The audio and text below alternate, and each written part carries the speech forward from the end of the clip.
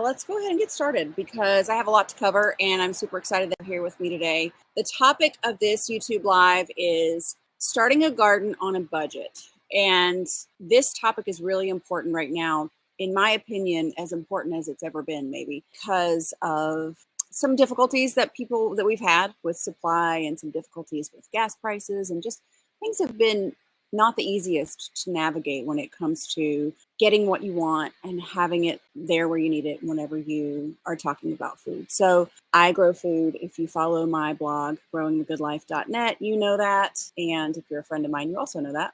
So what I want to talk about today is gardens on a budget. So we think about gardens. When we think about gardens, you can think about a huge garden. I have quite a large garden myself, but I also have container gardens. And I believe the most accessible way to have a garden that provides food and starts your self-sufficiency journey is one that is a good financial choice. So it's financially, it makes sense. So you can choose certainly a lot of different garden setups. And these days you can look online. If you were to search container gardens, then you would be inundated with advertisements about different types of setups. And these setups are beautiful. They can grow a lot of food, but they're also can be quite expensive. So the major factor for this garden today, and I wrote a blog post about this topic, the major factor for this, or the major guiding principle, I suppose you'd say, is that we want this to be accessible. We want it to be gardening on a budget that folks can afford. And so the idea behind this garden is that you are $50 or less all in on your pots or your containers, your growing medium, your fertilizer, and your plants. So whether you grow plants from seed or you transplant them yourself or you buy transplants, I wanted this garden to be all in $50 or less. And that's in a pretty aggressive price target or cost target. But I think I came in on it pretty well, and I wanted to share it with you. I'm going to be growing this garden on my back porch this year. I did some of this same exact thing last year, but I didn't document it. So this year I want to document this process. So when we think about the methodology for this garden, the first thing we think about are the pots or the containers that you put your vegetables in, that you grow in. You want those containers to be the right size. So I took into account size for these containers, the way that they drained. Did they drain water, or did they allow water to pool up? When you allow water to pool up in those containers, you can cause your roots to be waterlogged, and your plants will die. So I took into account, does it drain? Is it big enough that you can grow one of any plant that you wanted to grow? So, you could grow in a very small container, 5-gallon pot or a 2-gallon pot, but you're not going to be able to grow a tomato in that. So I wanted to make sure that whatever I suggested, you could grow at least one tomato plant in this pot, and it would grow well, and you would have lots of production off of that plant. I also wanted the pot size or the container size to be a size that you could pick up and move if you had to. So if you're like us, you had 30-degree temperatures last night, which was not the greatest thing in the world for us, especially if you had crops in the ground. But if you ever needed to pick up your pots and move them to a sheltered location, I wanted you to have a pot size that was not too big, that most people would be able to pick this up and put it where they wanted to, whether it was your basement, inside your house, inside a greenhouse like this one. So that was a consideration. So when I took all of the things that I looked at, when I took it all into consideration, I settled on a 10-gallon pot. And these are 10-gallon fabric pots. There are some very popular kinds. I've used Smart Pots. I really like that brand. They're American made and they're very durable. I also enjoy the root pouch pots. They are very durable. I settled on a supplier from Amazon. They're called Gardens In or Guards In. They are very economical. Each 10-gallon pot is around $2 per pot, because for this garden, I wanted all in the pot, the soil, or the growing medium, the fertilizer, and the seeds or plants. I wanted the all-in cost for each pot to be $4 or less, because that's the way we're going to get more people able to garden and seeing the benefits of it. When you go get those pots, they're Guards In, I believe is the name. You can get 20 10-gallon pots for around $40. So it's about $2. So that was the route that we went. Again, if you've got more cash to spend on this garden, feel free to get different kinds of pots, different kind of containers if you like. It's really your choice. But if we're talking about a $50 or less garden that anybody can grow, this is what I recommend. So we've got the pot, and let me show you one, actually, one here. It's not completely full, but here is what this bad boy looks like. You can kind of see he's got handles. I'm lifting this up pretty easily. It's half full of my growing medium here, and pretty much anybody could pick it up and move it if you had to. Move it to follow the sun. Like if you're growing something that needs a lot of sun and you don't have it right where you are, you can pick this bad boy up and move it around, and that's a benefit. So this 10-gallon pot, you can plant at least one of pretty much anything you want. It's big enough also that it won't get dried out really quickly. If you're in the South like we are, or if you're anywhere that gets really cold, really hot, if you have a smaller container, like a 5-gallon container or 7 even, they can dry out pretty quickly. And again, I didn't want you to have to set up some sort of drip irrigation system if you wanted to water. So with a 10-gallon pot like this, you won't have to, you can water once a day, which I do recommend, but you wouldn't have to water much more often than that, really, ever. Maybe a few days in the summer when it gets super hot, you might check on it in the morning and at night, but most often, really, you won't have to worry about it. So those are all the things I thought about, and just the ease of use that I had with 10-gallon pots was a no-brainer for me. So the next thing I want to talk about is growing medium. So your growing medium is really important. It is the best, most consistent way to give your plants the nutrients that they need. And it can also be the single most expensive thing to cost or source out when you're gardening. So for that purpose, I knew that when we were talking about a very accessible garden, we needed to make sure we had a growing medium that was inexpensive, affordable, accessible. I really am super into this municipal composted leaf mulch that we found at a nearby municipal recycling center. This stuff is amazing. North Carolina has a rule that states you cannot dump yard waste. You can't put yard waste in a landfill. It's against the law here. So folks had to figure out a way to recycle this material so that it could be used, and a lot of your larger municipalities just compost it. So they have these big windrow style rows of this leaf mulch that they gather, leaf mulch clippings, tree branches, that kind of stuff. They get it from your yard, and then they pile it up in these big piles, and they turn this product every 3 days. They just kind of turn it like we would a compost pile, and they monitor the temperature. And in about 8 months to 12 months, you have this completely composted material that's amazing. If you have something like that in your area, look for that, see if you have it. We do here, and so I'm going to be sharing the numbers with you.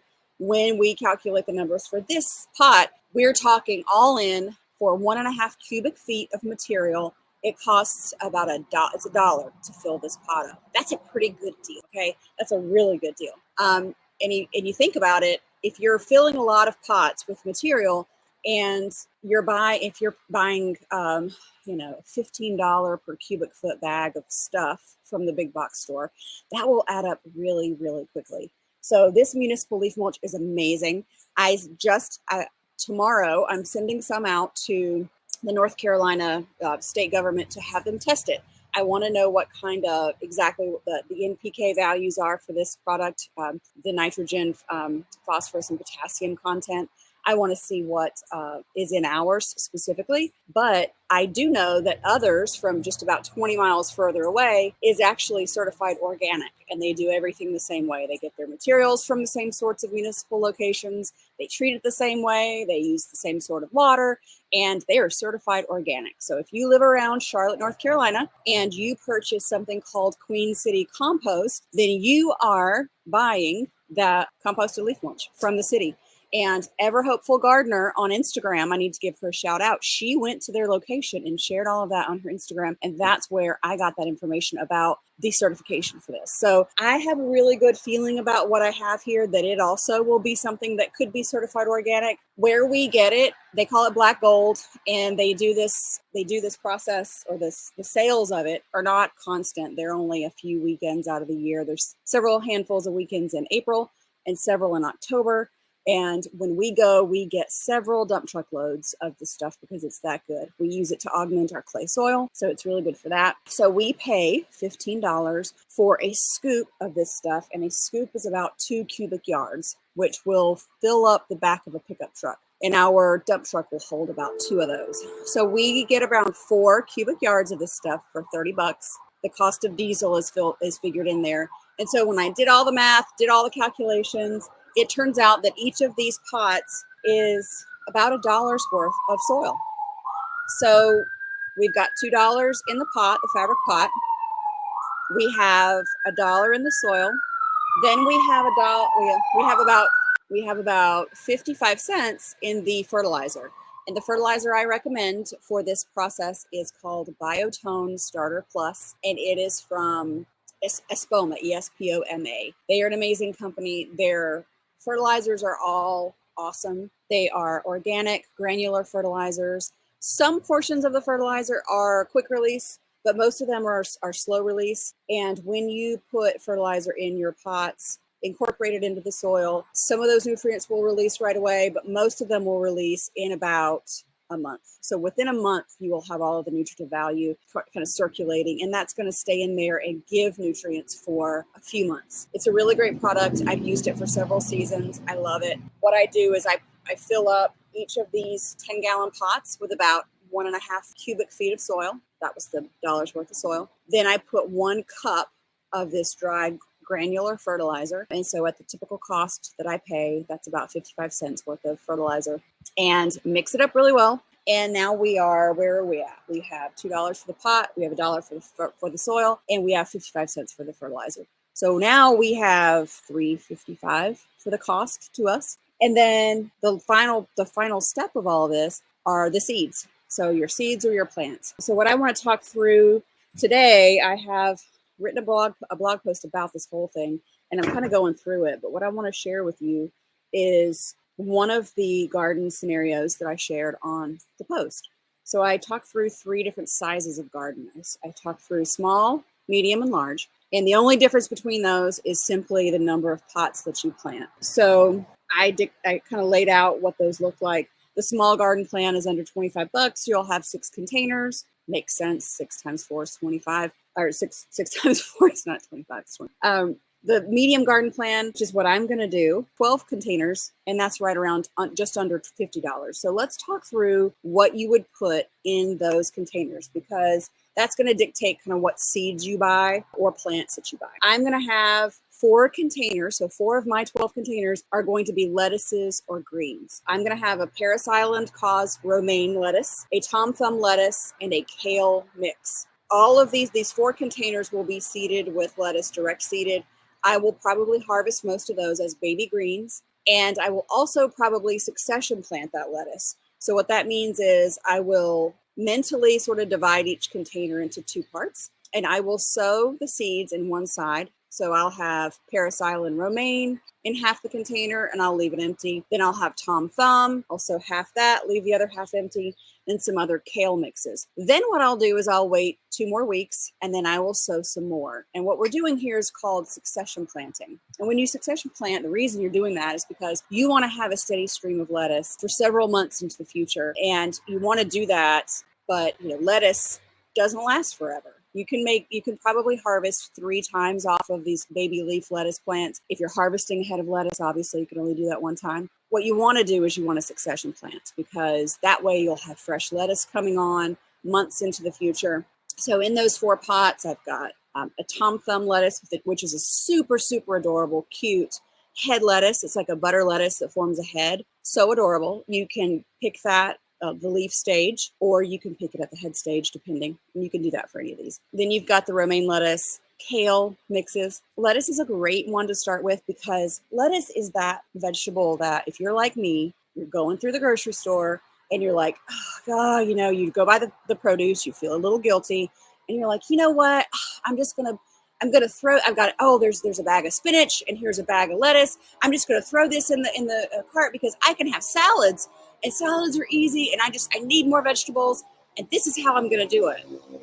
Well, what ends up happening is 3 weeks later, you go into your crisper and you find these nasty bags of lettuce that you have to throw out because you just didn't use them. So instead of wasting all of that money on lettuce that's already been picked, what I like to do is I like to have my lettuce on the back porch. When I'm ready for a salad, I go and pick fresh lettuce, and I'm able to do that for several weeks and at least a few months out of the year. Lettuce does not like hot weather, so it does what's called bolting. And bolting is when you have lettuce and your lettuce starts to put up this very thin stalk in the middle, and the leaves start to taste a little bitter. And that usually happens right around the time that it's around 85 degrees Fahrenheit during the day, and your humidity is increasing, and lettuce doesn't like it, and so it turns bitter. So what we do in that case is we start things like baby kale. We start things like Swiss chard. You can't see this. Well, actually, you can see this. This plant right here, this is a 10-gallon pot, like I've been talking about, a 10-gallon pot of Swiss chard that has been planted there in the shade of this greenhouse for 2 years, ever since we moved in. And I have been harvesting Swiss chard fresh for saute purposes as a side dish for months. I never covered it. It has survived 17 degrees Fahrenheit. It has survived snow. I should have covered it, but I didn't. So what I'm saying is you have so much robust, and it's still there. It's still growing. I just pick leaves off of it. So all of this, and I didn't start them from transplant or anything. I just popped them in the ground, and I've been harvesting off of that for going on 2 years now. And that's one that loves the hot weather. It manages in the heat, it manages in the cold. And so what it gives you is this really great green that can be, it's got the body to stand up in a salad, stands up to some really heavy dressings, but it also can be sauteed as a side dish. That was a lot to say about lettuce and greens, but 4 of my 12 containers are going to be that because they're so easy to use, and it's so easy to waste money on them at the grocery store. And that was the consideration I wanted. What is it that people spend a lot of money on that you could easily replicate at home? Lettuce doesn't need a lot of sun. It doesn't need a ton of water either. And it doesn't need a ton of fertilizer, to be honest. So that's the first thing that I would do with my medium-sized garden. The next thing I would do is plant beans. I love bush beans. Beans are fabulous raw. They're great as a side dish. And what I'll do with each 10-gallon pot is I will plant 4 bean seeds, which also beans are dry, mature beans are bean seeds, but just so you know. So I will just take 4 dried beans, pop them in a 10-gallon pot, and do that I'll probably take, how many am I going to do for that? I think I'm going to do, okay, I'm planning to do 3 pots for beans. So 3 pots will be beans. And if I have 4 plants in each pot, then I'll have 12 bean plants. Again, if I've got more room, if I've got more money in pots, I can plant as many as I want. Beans do like sun, so you're going to have to find, they could probably live with between 4 and 6 hours of sun per day. So you're going to want to plan for that, sort of find a place that has enough sun for that, a little bit more than your lettuce will require. So know that. My favorite bush bean, again, you do want to do a bush bean. A pole bean grows up really long and really tall. You'll need a trellis. You could trellis them, you really could. But if you wanted to start off with something super easy, do a bush bean and try the dragon tongue bush bean because it is delicious. It has these beautiful purple stripes down it. It's kind of a yellowish background with purple stripes. The bean itself is delicious. You do not have to string them. It doesn't matter how long you plant, like they stay on the plant. Like let's say you forgot to pick them and they were a little big and you went out and picked them, they're still going to be delicious whenever you stir fry them or put them in a salad or do whatever you do with green beans. So I highly recommend dragon tongue. So you'll hear people call them dragon's tongue, bush bean, and they are yummy. So those are bush beans. They'll provide beans for you for probably about 2 or 3 months, and then you might want to succession plant some more of those. But yeah, that's going to be a great start for you. So you've got 7 pots figured out. You've got lettuce and greens and beans covered. The next thing you want to do potentially is cucumbers. This is just to inspire you. I would do cucumbers. I love them. You don't have to do many. We are going to do just one container with 2 cucumber plants, just like we had in the small size garden. 2 cucumber plants are going to yield around 20 cucumbers. So that's going to be solid for you. The next thing we're going to do is probably 2 cherry tomato plants. Each of the cherry tomato plants that I like to grow, or I like to grow cherry, I should say, because they do stay a little bit smaller for you in terms of the size. A regular tomato plant could get kind of big for these. I will go with a Baxter's Bush cherry tomato. So look those up and see what you think about those. I've never grown a Baxter's Bush cherry tomato. I've heard really great things about them. I've heard that they stay really compact. I've heard that they are super prolific and are really great for containers. So we're going to do those, and I'm super excited to share how they work with you. But if you don't like those, you don't know anything about those, you can always grab Sun Gold cherry tomatoes are fabulous. Sweet 100s are very popular. Those are two varieties that you're definitely going to be able to go to a place like Lowe's or Home Depot or even a local garden center to find some cherry tomatoes. You also could try to grow a regular slicer like a Cherokee Purple or German Johnson. It's just going to be a really big plant. I keep looking over here because all my tomatoes are right over here on top of my grill. They're hardening off right now, so they're sort of chilling up there. But that's why I keep looking at them. So yeah, we'll do two of those. We'll do one plant per pot for tomatoes.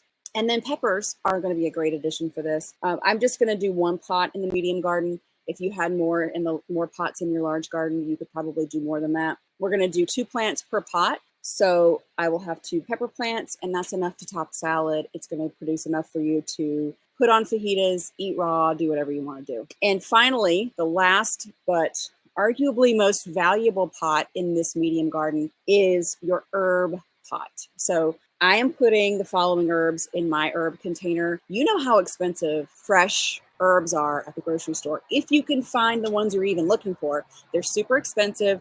And what you want to do is grow the ones that you buy the most of. And so I have seeds for all of these. And so I'm going to grow Russian tarragon, cinnamon basil, lime basil, cilantro, large leaf basil, and dill. So we use a lot of those vegetables, and those are the ones that are those herbs, and those are the ones I don't already have in my garden. So I'm going to grow those. And this container, I mean, when you think about like what packages of herbs cost, this container is going to pay for itself.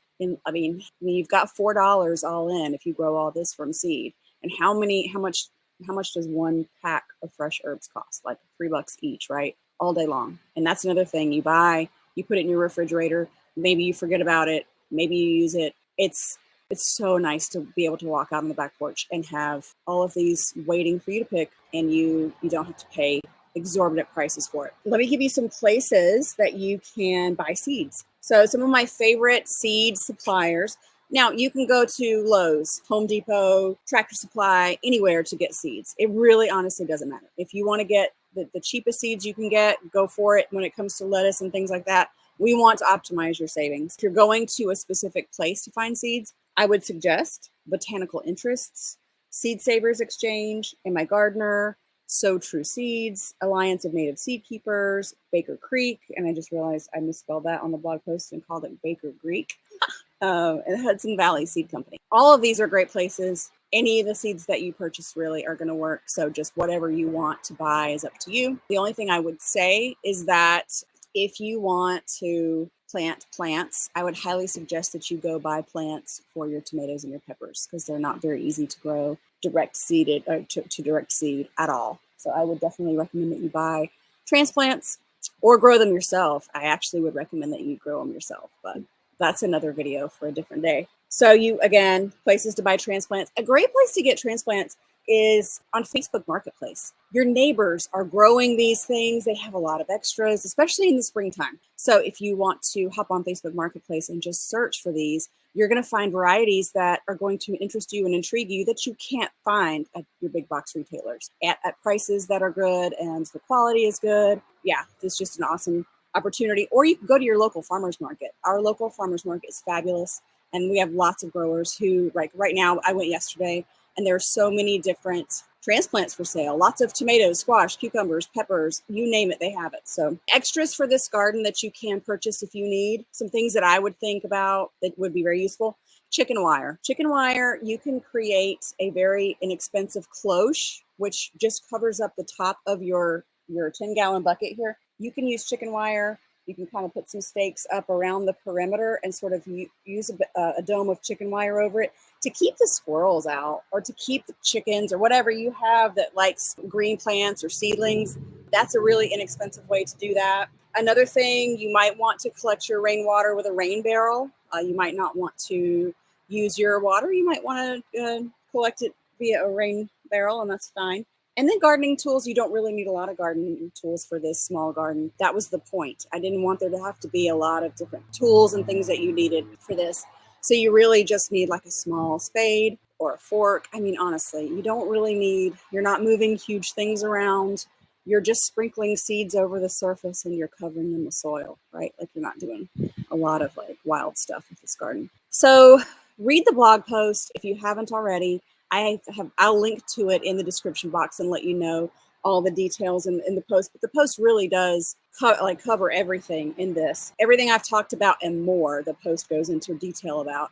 And there's some links so you can click on so you can find exactly what you're looking for. I'm about to wrap up. Guys, thank you so much for hanging out with me. Thank you so much for being with. I appreciate you guys. And I hope you were inspired by this. I hope you got something out of it to really say, you know what, maybe I should have that herb garden on the back porch. Maybe I should grow a container garden, because I can tell you the calm and quiet confidence that you gain from being able to grow your own food is something you just can't replace. It's something that you can't duplicate. You just know that you can take care of business if you have to, and you know that you can plant whatever it is you want to grow and whatever you want to eat. I'm definitely moving forward on that journey, and I plan to share more about that on this channel. So stay tuned for that. Click subscribe if you learned something today. Hit the notification bell so you're made aware of when we go live next. Yeah, catch the replay. Share this with your buddies if you found it useful. And I want to say bye for now and take care. Thanks a lot. Have a good rest of your weekend.